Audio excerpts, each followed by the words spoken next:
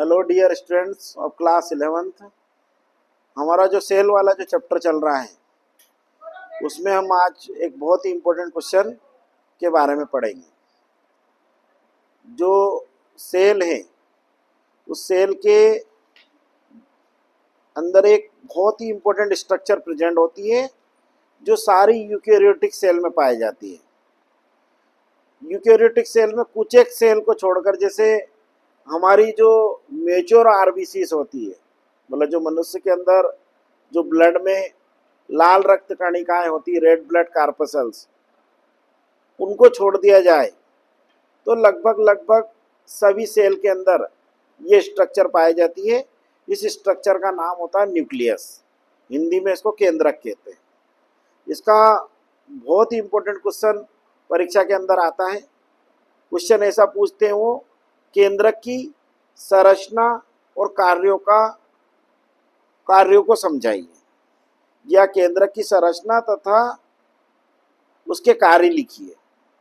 ठीक है। अब इस टाइप का जो क्वेश्चन आता है तो ये बड़ा प्रश्न भी आ सकता है 4 नंबर में।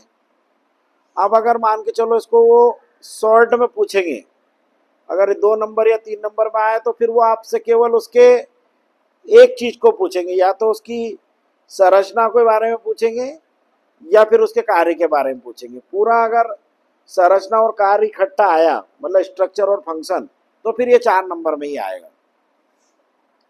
तो हम इसको स्टार्ट करते हैं। जो मैंने क्वेश्चन आपको बता ही दिया। 1 वर्ड क्वेश्चन भी आता है इसका। 1 वर्ड क्वेश्चन तो आपको मैंने इस चैप्टर के जब से स्टार्ट किया, जब से आपको अनेक बार समझा दिया, बट एक बार और रिवाइज कर देते हैं।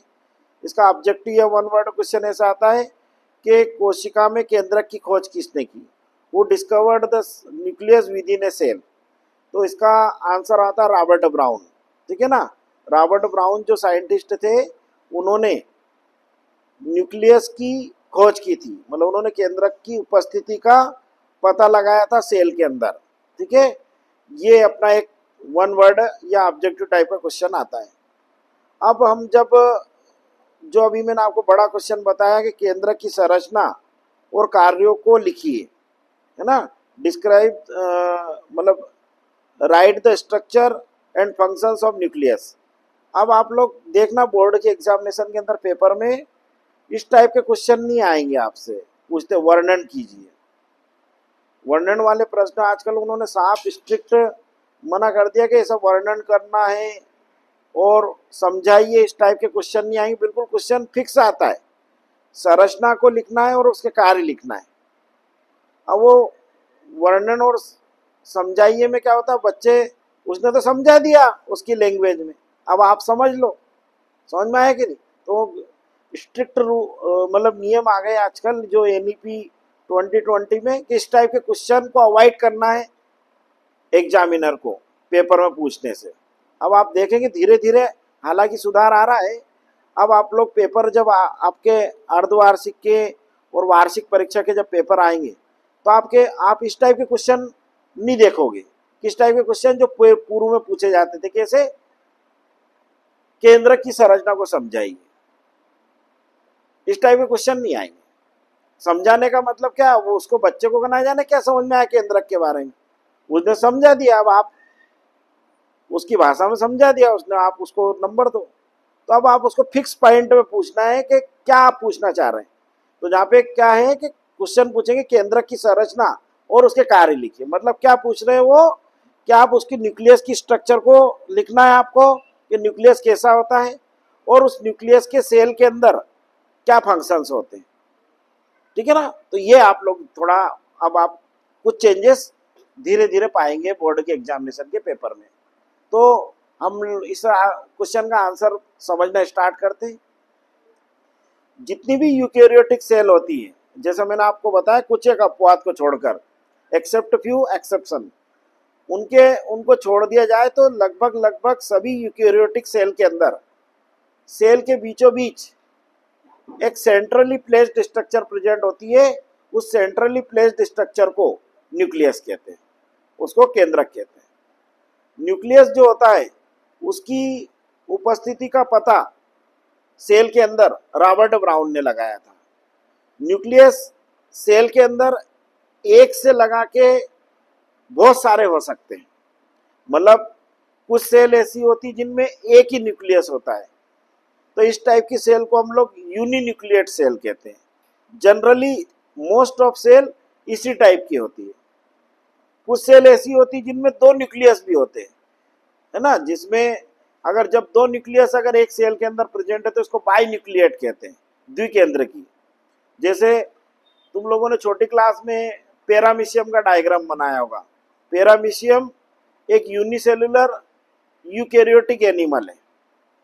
वो पैरामीशियम जो रहता है ना, वो उसकी स्ट्रक्चर हमारी चप्पल जैसी होती है। उसको स्लीपर एनिमल क्यूल भी कहते हैं। उसकी एक सेल में दो न्यूक्लियस होते हैं, एक छोटा न्यूक्लियस होता है और एक बड़ा न्यूक्लियस होता है। मतलब एक माइक्रो न्यूक्लियस होता है और एक मेगा न्यूक्लियस होता है। और इन दो न्यूक्लियस होने के कारण हम ये बोलते हैं कि पैरामीशियम इज बाई न्यूक्लिएट, मतलब पैरामीशियम द्विकेंद्र की होता है।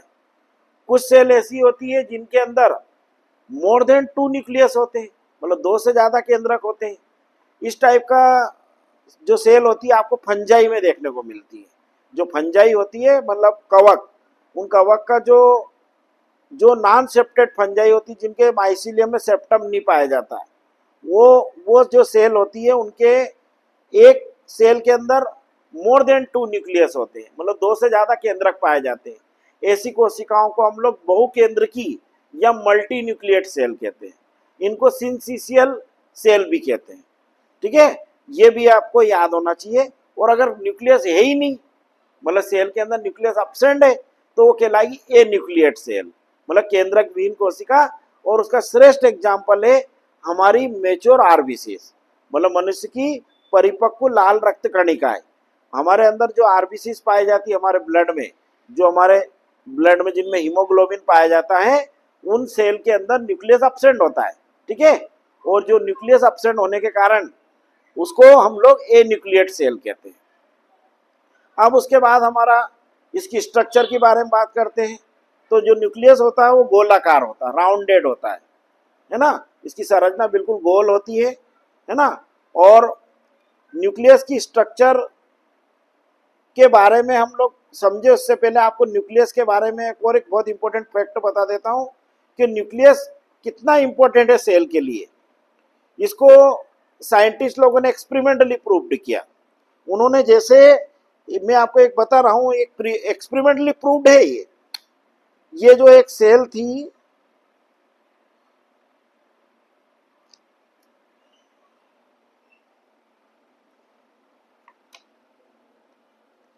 जैसे ये सेल है,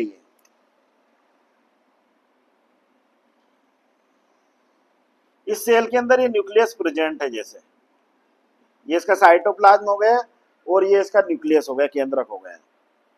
तो जैसे ही उन साइंटिस्ट ने इस न्यूक्लियस को इस सेल के अंदर से निकाला, मतलब जैसे as soon as they removed the nucleus from the cell, मतलब उन्होंने केंद्रक को कोशिका से बाहर निकाला, वैसे ही कोशिका डेथ हो जाती है।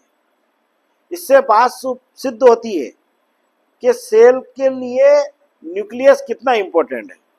मतलब सेल की जितनी भी बायोलॉजिकल एक्टिविटीज होती है, मतलब कोशिका की जितनी भी जैविक क्रियाएं होती है, उनका कंट्रोल और कोऑर्डिनेशन, मतलब उनका नियंत्रण और समन्वय केंद्रक करता है। और केंद्रक या न्यूक्लियस अपने आप में इतना इंपॉर्टेंट सेल ऑर्गेनेल है, इतना इंपॉर्टेंट कोशिकांग है कि इसके लिए बायोलॉजी में, मतलब सेल बायोलॉजी में एक अलग से ब्रांच बनाई गई, उसको कैरियोलॉजी कहते हैं। मतलब केंद्रक का अध्ययन क्या कहलाता है? कैरियोलॉजी कहलाता है। अब न्यूक्लियस की जो स्ट्रक्चर होती है, जैसे मैंने अभी आपको कहा राउंडेड होता है न्यूक्लियस, तो न्यूक्लियस की स्ट्रक्चर में हमें चार पार्ट दिखाई देते हैं। मतलब इसका न्यूक्लियस की जो संरचना है उसके चार भाग होते हैं। सबसे पहला जो भाग होता है वो होता है न्यूक्लियर मेम्ब्रेन, जिसको हम लोग बोलते हैं केंद्रक झिल्ली। न्यूक्लियर मेम्ब्रेन जो रहती है इसको न्यूक्लियोलेमा भी कहते हैं और इसको कैरियोथिका भी कहते हैं। मतलब इसके तीन नाम हो गए, केंद्रक झिल्ली, न्यूक्लियोलेमा, कैरियोथिका। अंग्रेजी में न्यूक्लियर मेम्ब्रेन, न्यूक्लियोलेमा और कैरियोथिका। ये न्यूक्लियर मेम्ब्रेन जो रहती है ये डबल मेम्ब्रेन होती है, मतलब दो दो मेम्ब्रेन होती है nuclear membrane, outer nuclear membrane और इनर न्यूक्लियर मेम्ब्रेन, है ना। और दोनों न्यूक्लियर मेम्ब्रेन के बीच में, आउटर और इनर के बीच में स्पेस होता है जिसको पेरी न्यूक्लियर स्पेस कहते हैं। और ये जो न्यूक्लियर मेम्ब्रेन होती है, ये न्यूक्लियर मेम्ब्रेन लिपिड और प्रोटीन की बनी होती है, ठीक है। और ये न्यूक्लियस के अंदर और न्यूक्लियस के बाहर जो मॉलिक्यूल्स और आयंस इंटर करते हैं और एग्जिट होते हैं, उनकी एक्टिविटी को कंट्रोल करती है, ठीक है। और इस न्यूक्लियर मेम्ब्रेन को शुरुआत में साइंटिस्ट लोगों ने जब न्यूक्लियस की स्ट्रक्चर को इलेक्ट्रॉन माइक्रोस्कोप से नहीं देखा था, उसके पहले उन्होंने बताया था कि ये कंटिन्यूअस होती है। फिर बाद में साइंटिस्ट लोगों ने बताया कि जब न्यूक्लियस से साइटोप्लाज्म में और साइटोप्लाज्म से न्यूक्लियस में मटेरियल या जो सबस्टेंस होते हैं उनका आदान प्रदान होता है, उनका एक्सचेंज होता है, तो वो कैसे होता होगा। तो उन्होंने बताया कि न्यूक्लियस की जो मेम्ब्रेन होती है, जिसको न्यूक्लियर मेम्ब्रेन अपन ने कहा, उसमें जगह जगह पर माइन्यूट पोर्स पाए जाते हैं, माइन्यूट छिद्र होते हैं। इन माइन्यूट पोर्स को न्यूक्लियर मेम्ब्रेन पोर कहते हैं। और ये न्यूक्लियर मेम्ब्रेन पोर में से मॉलिक्यूल्स न्यूक्लियोप्लाज्म से साइटोप्लाज्म में और साइटोप्लाज्म से न्यूक्लियोप्लाज्म में आते जाते हैं, मतलब उनका एक्सचेंज होता है। तो ये न्यूक्लियर मेम्ब्रेन हो गई। फिर न्यूक्लियर मेम्ब्रेन के अंदर अपन जाते हैं तो उसमें एक सबस्टेंस भरा होता है। उस सबस्टेंस को, उस पदार्थ को हम लोग न्यूक्लियोप्लाज्म कहते हैं, उसी को कैरियोलिम्फ भी कहते हैं, ठीक है ना। तो ये न्यूक्लियोप्लाज्म न्यूक्लियस के अंदर पाया जाने वाला एक पदार्थ होता है ना। और इस पदार्थ के अंदर बहुत सारे एंजाइम्स, मिनरल्स, प्रोटीन्स, है ना, ये सारे सबस्टेंसेस इसके अंदर प्रेजेंट होते हैं। और इसी न्यूक्लियोप्लाज्म के अंदर जो न्यूक्लियस का सबसे तीसरा इंपॉर्टेंट घटक होता है, जो तीसरा इंपॉर्टेंट कंपोनेंट होता है, जिसको हम लोग क्रोमेटिन जाल कहते हैं, क्रोमेटिन नेटवर्क कहते हैं। जैसे मनुष्य के अंदर हम लोग कहते हैं कि हमारी एक सेल में 23 पेयर ऑफ क्रोमोसोम पाए जाते हैं, मतलब हमारी एक कोशिका में 23 जोड़ी गुणसूत्र पाए जाते हैं। तो वो 23 जोड़ी गुणसूत्र जो रहते हैं वो एक जाल जैसी रचना बनाते हैं। उस जाल जैसी रचना को हम लोग क्रोमेटिन नेटवर्क या क्रोमेटिन जाल कहते हैं। वो क्रोमेटिन नेटवर्क या क्रोमेटिन जाल भी न्यूक्लियोप्लाज्म के अंदर ही प्रेजेंट होता है। फिर उसके बाद न्यूक्लियस के न्यूक्लियोप्लाज्म में एक और छोटी सी राउंडेड स्ट्रक्चर का पता फोंटाना नामक साइंटिस्ट ने लगाया। उस स्ट्रक्चर को हम लोग न्यूक्लियोलस या केंद्रिका कहते हैं, ठीक है। तो ये न्यूक्लियोप्लाज्म के अंदर पाए जाने वाली एक राउंडेड स्ट्रक्चर होती है। इस स्ट्रक्चर को न्यूक्लियोलस या केंद्रिका कहते हैं। तो ये केंद्रक के या न्यूक्लियस के 4 पार्ट हो गए। पहला पार्ट हो गया न्यूक्लियर मेम्ब्रेन, फिर न्यूक्लियोप्लाज्म, तीसरा न्यूक्लियोलस और चौथा क्रोमेटिन नेटवर्क। मतलब हिंदी में बोलेंगे तो केंद्रक झिल्ली, केंद्रक द्रव्य, केंद्रिका और क्रोमेटिन जाल, ये 4 घटक केंद्रक के अंदर, ये 4 कंपोनेंट से मिलकर न्यूक्लियस बना होता है। अब जो न्यूक्लियस होता है उसकी जो आउटर न्यूक्लियर मेम्ब्रेन होती है उसके ऊपर राइबोसोम भी चिपके हुए पाए जाते हैं कभी कभी, ठीक है ना, यूकैरियोटिक सेल के अंदर। इसके अलावा जो न्यूक्लियोलस होती है न्यूक्लियस के अंदर, वो आरआरएनए का फॉर्मेशन करती है, मतलब आरआरएनए का निर्माण करती है। अब ये न्यूक्लियस की स्ट्रक्चर हो गई। और न्यूक्लियस की स्ट्रक्चर में जो ये क्रोमेटिन नेटवर्क होता है, इस क्रोमेटिन नेटवर्क के 3 पार्ट होते हैं, 2 पार्ट होते हैं, एक तो हेट्रोक्रोमेटिन और एक होता है यूक्रोमेटिन। हेट्रोक्रोमेटिन वाला जो पार्ट रहता है न्यूक्लियस का, वो जेनेटिकली इनर्ट होता है, डार्क कलर का रहता है। और उसमें जो पाया जाने वाला डीएनए है, वो डीएनए ना तो ट्रांसक्रिप्शन करता है ना ट्रांसलेशन करता है। और यूक्रोमेटिन वाला भाग जो रहता है वो जेनेटिकली एक्टिव होता है, मतलब आनुवांशिक रूप से सक्रिय होता है।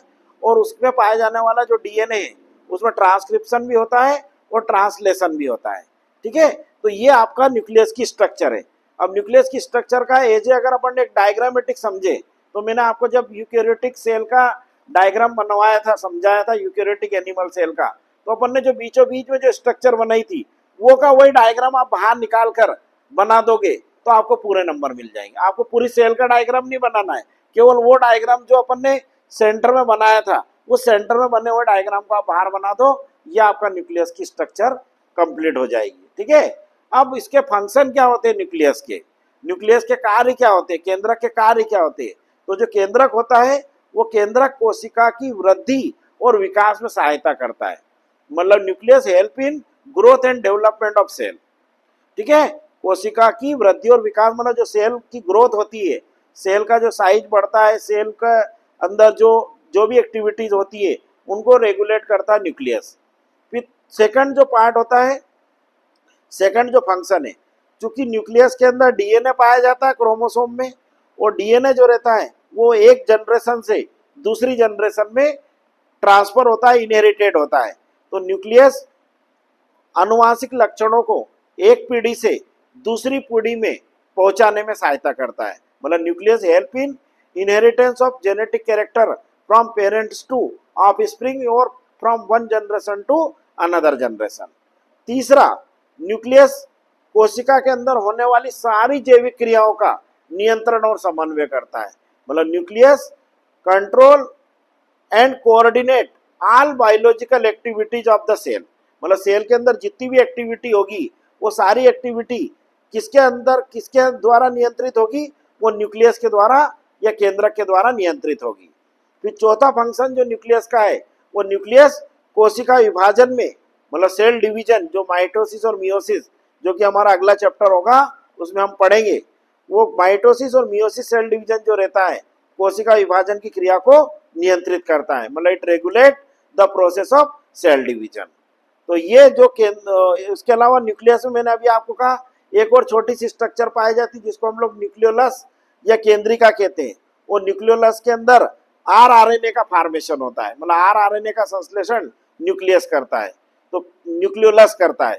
तो ये भी न्यूक्लियस का एक फंक्शन हो जाएगा, क्योंकि न्यूक्लियोलस अलग से तो कोई स्ट्रक्चर है नहीं, वो न्यूक्लियस के अंदर ही प्रेजेंट होती, तो ये भी एक फंक्शन हो जाएगा किसका, न्यूक्लियस का।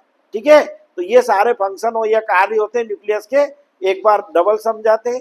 पहला कार्य क्या हो गया, यह कोशिका की वृद्धि और विकास में सहायक होता है, it helps in growth and development of cell. Second क्या होगा, यह कोशिका विभाजन की क्रिया को नियंत्रित करता है, it control the process of cell division. तीसरा, यह कोशिका के अंदर होने वाली समस्त जैविक क्रियाओं का नियंत्रण और समन्वय करता है, it control and coordinate all biological activities of the cell. और क्योंकि न्यूक्लियस के अंदर डीएनए पाया जाता है, और डीएनए जो रहता है वो आनुवांशिक लक्षणों को एक पीढ़ी से दूसरी पीढ़ी में इनहेरिटेट करता है, मतलब उनको वंशानुगत करता है। तो मतलब ये आनुवांशिक लक्षणों के संचरण को भी नियंत्रित करता है, it regulate the inheritance of character from parents to offspring because it contain DNA. तो ये सारे न्यूक्लियस से रिलेटेड उसके कार्य थे। तो ये बहुत इंपॉर्टेंट क्वेश्चन है, परीक्षा के अंदर मान के चलिए कि ये आएगा ही आएगा। ठीक है ना। और अगर ध्यान से समझना, न्यूक्लियस के कार्य आए तो न्यूक्लियस के लिखना, कभी कभी न्यूक्लियोलस के पूछ लेते हो, मतलब कोई ऐसा क्वेश्चन पूछ लेते हैं केंद्रिका के कार्य लिखिए, right the function of nucleolus, तो बच्चे उसमें भी क्या करते हैं, न्यूक्लियस के कार्य लिखे आते हैं। तो न्यूक्लियोलस का अगर फंक्शन अगर पूछे तो उसमें आपको क्या लिखना है, केवल ये लिखना है कि न्यूक्लियोलस आरआरएनए का निर्माण करती है, मतलब nucleolus help in synthesis of rRNA. इसके अलावा न्यूक्लियोलर ऑर्गेनाइजर रीजन का निर्माण करती है न्यूक्लियोलस। ये न्यूक्लियोलस के या केंद्रिका के अलग से कार्य हो जाएंगे। ठीक है, तो ये आपका न्यूक्लियस और उसकी संरचना और उसके कार्य से संबंधित एक बहुत इंपॉर्टेंट क्वेश्चन, जिसमें आपको मैंने जो one word fill in the blank और long answer type, short answer type, किस टाइप के क्वेश्चंस आएंगे वो सारे मैंने आपको समझा दिए। आई थिंक आपको ये समझ में आया होगा। ज़्यादा से ज़्यादा इस वीडियो को लाइक करें, शेयर करें, और अगर आपको कोई चीज़ इसमें समझ में नहीं आई है तो उसे कमेंट बॉक्स में जरूर लिखें, ताकि मैं उसको आपको अगले लेक्चर में, अगले वीडियो में आपको उसको और बेहतर तरीके से समझा सकूं। ठीक है ना, जरूर आप कमेंट करें। Okay, all the best.